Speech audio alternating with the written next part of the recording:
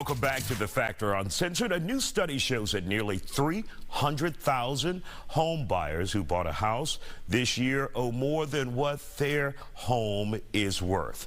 Joining us here on The Factor Uncensored is real estate expert Shad Bogany. So tell us exactly what this is about. We know there was a time in the last 2 years where there was a shortage, or the inventory for homes was really, really low, and there were bidding wars, and people overpaid for homes. Yes, yes. So you had a lot of people out there buying homes, overpaying them. If the house did not appraise, then they would come out of their pocket and pay the difference there. So you've got a lot of homes where people could be upside down in them. The key is that they just have to ride it out, because real estate is very cyclical. It's up and down, it's up and down. And so if you're in a situation where you're upside down, just stay in your home, ride it out, and at some point you're going to get even again. And home prices right now in Houston have not really went down. They flattened out, but they hadn't went down. And I see the builders are the ones that's doing the bigger discounts, or the builders that are out there. But ride it out. Don't get nervous about it. And the reason I say this is because you buy a car, you lose all your value. As soon as you pull it off the lot. You're not going to trade that in, you're not selling it. So I'm going to take it from the real estate side. And really quick though, Shad, for those who don't understand the terminology, upside down, underwater, what does that mean? ABC of that. That basically means you owe more on the house than what it's worth. And so when you're up, you got negative equity there. So you just have to ride it out, because as you make a payment, the principal goes down. And at some point, the value is going to go down. Now, one of the pearls in this deal, that if you have a VA loan or an FHA loan, which is assumable, and you decide that you're upside down, somebody's going to come pay you some equity, because what's going to happen in that end, you got a 3% interest rate. You got a 3.5% interest rate, and rates are now at 6 and 7. Now, many people are saying, though, why don't you just go refinance, but the interest rate? So would you advise someone refinancing at this time, especially if they're upside down? No, absolutely not. No one needs to be refinancing anything right now. You just hold steady, and the market will come back to you. And we've gone through this before. It's a cyclical thing, and so my thing is no one's refinancing.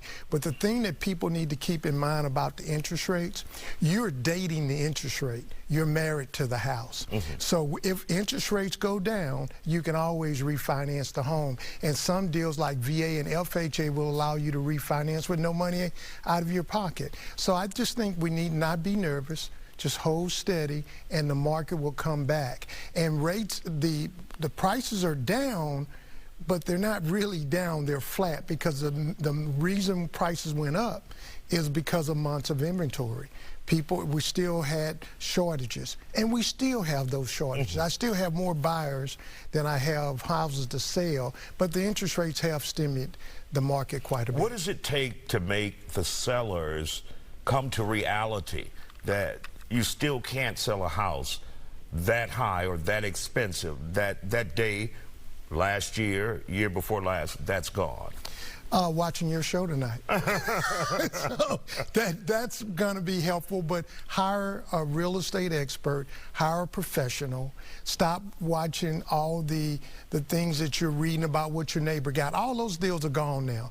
You have to realistically look at the price, and you still going to, if you bought your house 5 years ago, even if you took a 10% or a 20% loss, you're still going to make a profit. Now, if this person, the home seller, won't listen to the real estate expert that he or she may be they may be dealing with, time will show. Time will tell them, because their house won't sell. Right. The longer it's on the market, the less you will get. First 30 days is crucial. That's when you're going to get more people looking at it. It's new on the market. But if it's on 60 days, you need to reduce the price. All my sellers that I have homes listed, I'm having that conversation with them right now. Now, you also mentioned that now is not the time, even if you're upside down or underwater with your home, to refinance, especially if you bought during a time when the interest rate was 2% or less. what would be a good interest rate to refinance at in this current market? Because we know we're not going to see 2% anytime soon. Right. Anytime you can get below 2% of what you already have. So if you're at 7, if you can get to 5, then you should refinance. So those who are buying houses at 7 and 8 and 6.5, all of those should be looking to refinance if the market goes back down to 4 or 5%. And the thing is, come the 15th of December, we've just been told by several people that the rates are going up 0.75%. So if you're at 5.5 right now and you got it, it's going to be up at 7 within December 15th. It's been talked about all across the country. All right, Shad Bogany, always good to see you here. Thank you very much. And good to see you live for the first time in a long time. It has been. Thank you very much. We appreciate your time and your expertise.